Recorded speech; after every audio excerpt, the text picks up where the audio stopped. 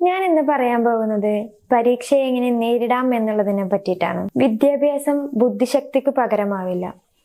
വിദ്യാർത്ഥി ആയിരിക്കുന്ന കാലഘട്ടത്തില് നമുക്കെല്ലാവർക്കും ഭയാനകമായ ഒരു കാര്യമാണ് പരീക്ഷ എന്ന് പറയുന്നത്. നമ്മളെല്ലാവരും ഇപ്പൊ പരീക്ഷ വരുന്നതിന്റെ ഒരു മാസം മുമ്പ് തന്നെ നമ്മൾ വെറുതെ ടെൻഷൻ അടിക്കാണ്.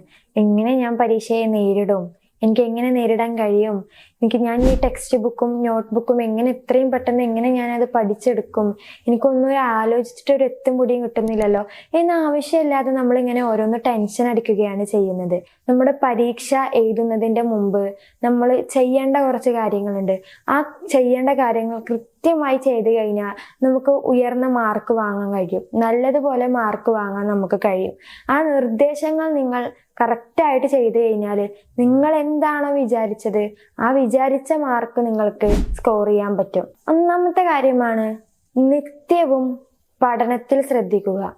നിങ്ങൾ എപ്പോഴും പഠനത്തിൽ ശ്രദ്ധിക്കാൻ ശ്രമിക്കുക. രണ്ടാമത്തെ കാര്യമാണ് നിങ്ങൾ എപ്പോഴും പരീക്ഷയെ പറ്റി സംസാരിക്കാതിരിക്കുക. നിങ്ങൾ എന്നും നിങ്ങളെ ഫ്രണ്ടുമായിട്ടോ അല്ലെങ്കിൽ മറ്റുള്ളവരുമായിട്ടോ എക്സാമിനെ പറ്റിയിട്ട് സംസാരിക്കാതിരിക്കുക. മൂന്നാമത്തെ കാര്യമാണ് നിങ്ങൾ പഠിച്ച കാര്യങ്ങള് നിങ്ങളൊന്ന് ഒരു മോഡൽ എക്സാം പോലെ നിങ്ങൾ എഴുതുക. നാലാമത്തെ കാര്യമാണ് നിങ്ങൾ പഠിച്ച കാര്യങ്ങൾ എത്രത്തോളം നിങ്ങൾ പഠിച്ചിട്ടുണ്ടോ ആ കാര്യങ്ങൾ നിങ്ങൾക്ക് നല്ലതുപോലെ ഉത്തരം എഴുതാൻ കഴിയും എന്ന് ഉറപ്പാവുന്നത് വരെ നിങ്ങൾ പഠിച്ചുകൊണ്ടേയിരിക്കുക. പിന്നുള്ള ഒരു കാര്യമാണ് നിങ്ങൾ എക്സാം ഹാളിൽ ചെല്ലുന്ന സമയത്ത് നിങ്ങൾക്കൊരു ആത്മവിശ്വാസം വേണം. അതായത് എക്സാം എഴുതുന്നതിന് കുറച്ച് മുമ്പായിട്ട് ഒരു ആത്മവിശ്വാസം നിങ്ങൾ ഉണ്ടാക്കിയെടുക്കാൻ ശ്രദ്ധിക്കുക.